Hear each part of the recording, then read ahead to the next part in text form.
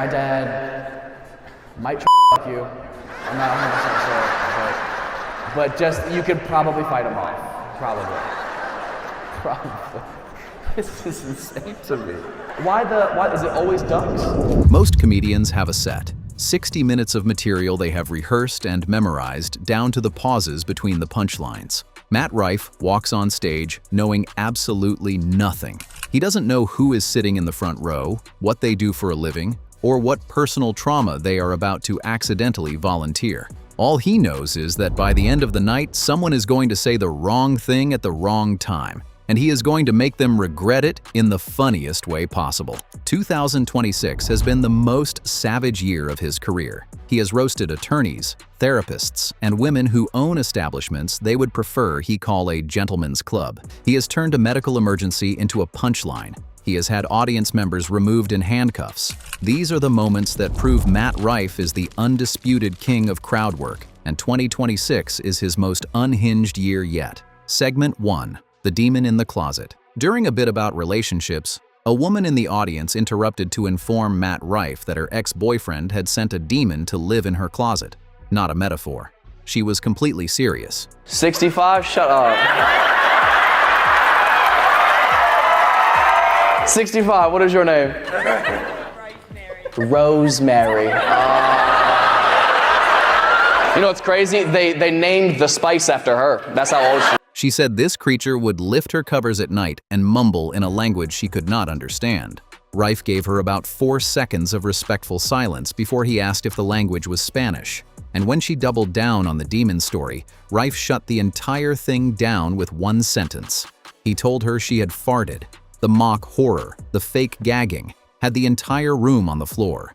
Someone brings him the most absurd premise imaginable, and he drags it back to earth with the most basic human explanation possible. No demon, just gas. Segment 2. The T-shirt business boss. Boss, hello boss. What are you her boss at? What's the job? T-shirts. Do you make the t-shirts? This came from a business?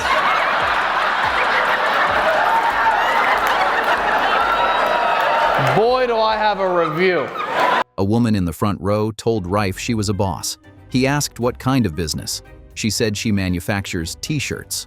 Rife looked at one of the shirts, paused just long enough for the audience to know something devastating was coming, and asked what it smelled like. He answered his own question. It smelled like failure. What makes this work is the gap between how she presented herself and how Rife reframed it. She said, "Boss." He heard target.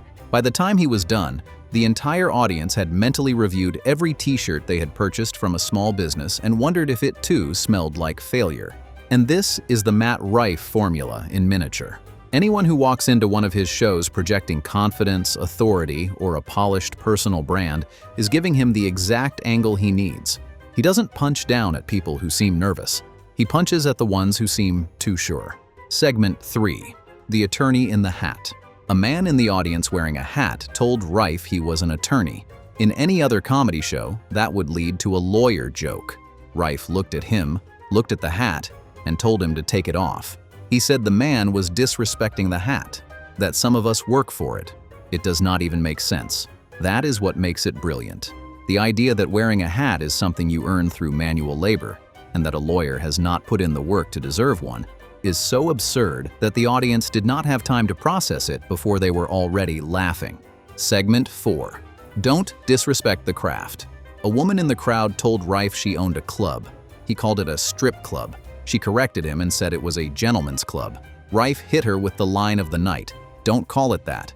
She was disrespecting the craft. The room lost it. But Rife was not done.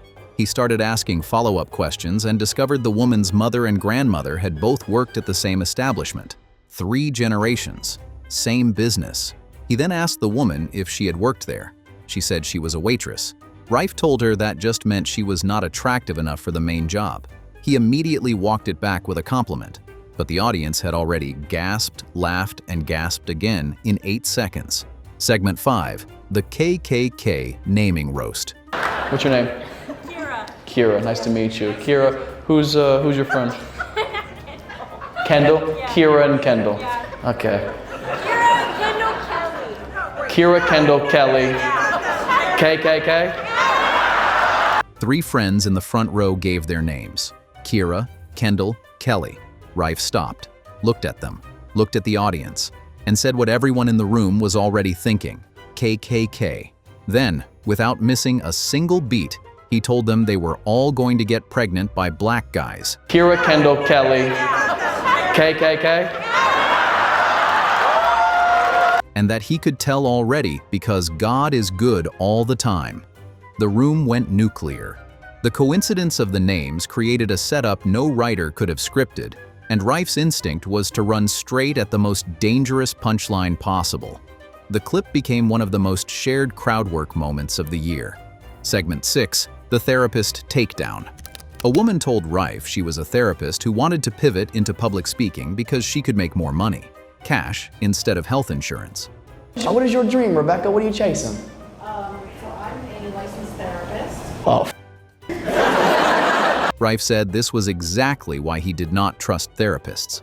He painted a picture of someone having an emotional breakthrough about childhood trauma, and then hearing their therapist ask whether they wanted to pay through Venmo. Then he found out she also described herself as a spiritual coach and had crystals in her car. At that point, it was over.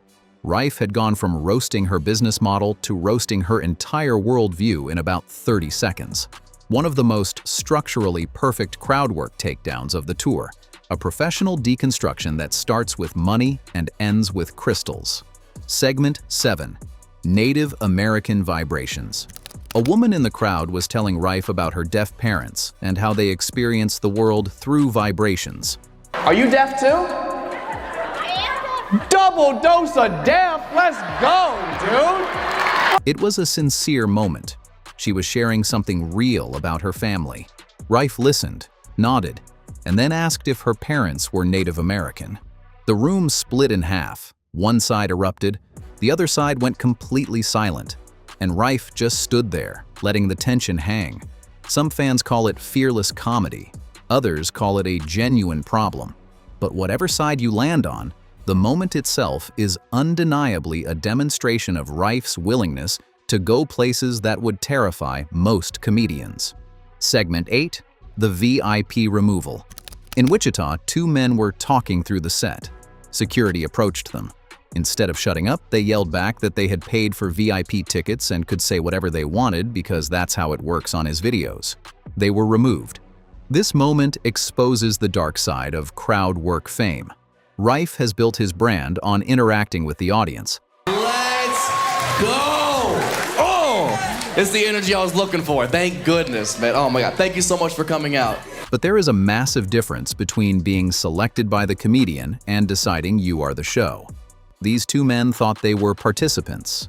They were guests. Paying for a seat does not buy you a stage. Segment 9, the balcony OD and the bathroom question. During a show, someone in the balcony started shouting about a medical emergency. What is happening right now? What is it? Someone had apparently overdosed. Security moved. The energy shifted from comedy to genuine concern. Most comedians would stop the show. Rife acknowledged it from the stage and then, within seconds, pivoted to a woman in the front row who had just come back from the bathroom. He asked if she washed her hands. Then he nodded toward the balcony and said he had wanted to ask the guy up there but did not want him to have to do 3 jobs at once. It is dark. It is uncomfortable. He did not ignore the emergency. He folded it into the show. He used dark humor to release the tension and keep the room moving, and he did it without a single second of preparation. That instinct, to find the joke in the moment everyone else is going silent, is the entire job description, and Rife treats it like reflex. Segment 10, the Lisa Ann handcuffs at Radio City. In March 2026, at Radio City Music Hall, actress and radio personality Lisa Ann was escorted out of Rife's show in handcuffs by the NYPD in the middle of the performance.